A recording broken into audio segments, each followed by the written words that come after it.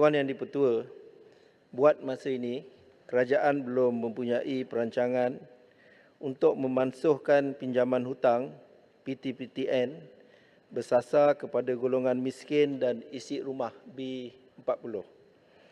Untuk makluman ahli-ahli yang berhormat, berdasarkan unjuran atau anggaran awal PTPTN, cadangan pemansuhan pinjaman PTPTN bersasar kepada golongan miskin dan isi rumah B40 akan melibatkan seramai 1.84 juta peminjam dengan jumlah pemansuhan pelupusan sebanyak 42.34 bilion ringgit. Walau bagaimanapun, kerajaan sentiasa prihatin dan memberi perhatian kepada kebajikan peminjam PTPTN dan kemudahan membayar balik pinjaman. Sehingga kini terdapat pelbagai cara dan inisiatif yang dilakukan dalam usaha memudahkan peminjam dari golongan miskin dan isi rumah B40 adalah antara lain seperti berikut. Pertama, penangguhan bayaran balik sekiranya menyambung pengajian atau belum mendapat pekerjaan. Kedua, pengstrukturan ataupun penjadualan semula bayaran balik pinjaman mengikut kemampuan peminjam. Ketiga, pemberian diskaun bayaran balik sekiranya dilakukan bayaran secara sekaligus dengan penuh. Dan keempat, bayaran balik pinjaman PTPTN hanya bermula selepas 12 bulan peminjam menamatkan pengajian untuk memberi ruang kepada peminjam membuat persediaan sewajarnya serta memperoleh pendapatan yang stabil sebelum memulakan bayaran balik. Soalan tambahan. Terima kasih Yang Berhormat Kota Tinggi atas jawapan yang diberikan.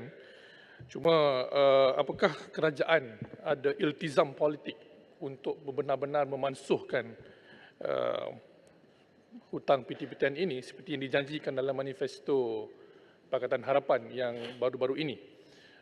Sekarang ini saya pun maklum Yang Berhormat Pandan, pejuang tegar PTPTN Hang Tuah Jaya merupakan antara aktivis yang benar-benar ingin memperjuangkan PTPTN untuk anak muda. Jadi apakah ada tempoh masa dan juga strategi yang sebenar untuk memansuhkan hutang ini? Terima kasih.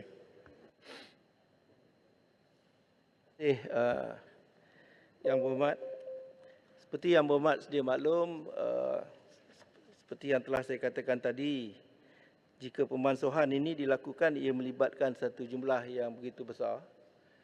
Dan mungkin dalam peran raya ada parti-parti politik yang membuat pelbagai janji, tetapi seperti yang kita juga tahu, kerajaan yang sedia ada adalah satu kerajaan campuran dan kita telah buat keputusan iaitu kita hanya akan ambil mana-mana manifesto yang mempunyai perkara-perkara yang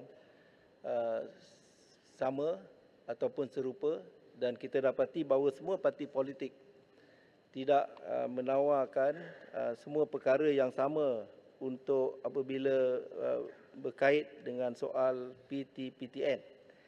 Jadi dalam soal ini saya berharap kita menerima hakikat, iaitu yang penting dalam kita bercakap mengenai PTPTN ini, kita perlu melihat kepada soal keupayaannya dan juga kelangsungannya.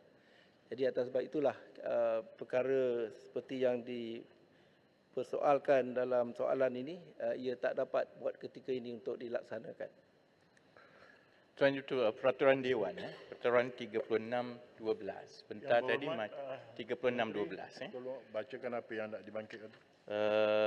Mana-mana ahli yang mengeluarkan kenyataan yang mengelirukan Dewan adalah disifatkan menghina majlis, dan ahli itu boleh dirujuk kepada jawatan kuasa hak dan kebebasan bagi kesalahan itu. Yang Berhormat Macang sebelum ini menyatakan bahawa dalam manifesto Pakatan Harapan menjanjikan untuk menghapuskan PTPTN. Itu adalah satu pembohongan kerana tidak ada manifesto itu dalam janji itu dalam manifesto Pakatan Harapan baru-baru ini. Jadi saya kira Tuan Yang Ketua, perkara itu adalah satu perbohongan yang jatuh kepada Peraturan 36/12 dan saya mohon supaya Dewan mengambil tindakan. Yang berhormat Menteri, jika Yang berhormat Menteri fikir sedemikian, sila usulkan. Ya. Saya nak teruskan tentang isu yang berkaitan. Ya. Saya kalau begitu saya usulkan supaya Dewan Yang mempertimbangkan berhormat Menteri bertulis.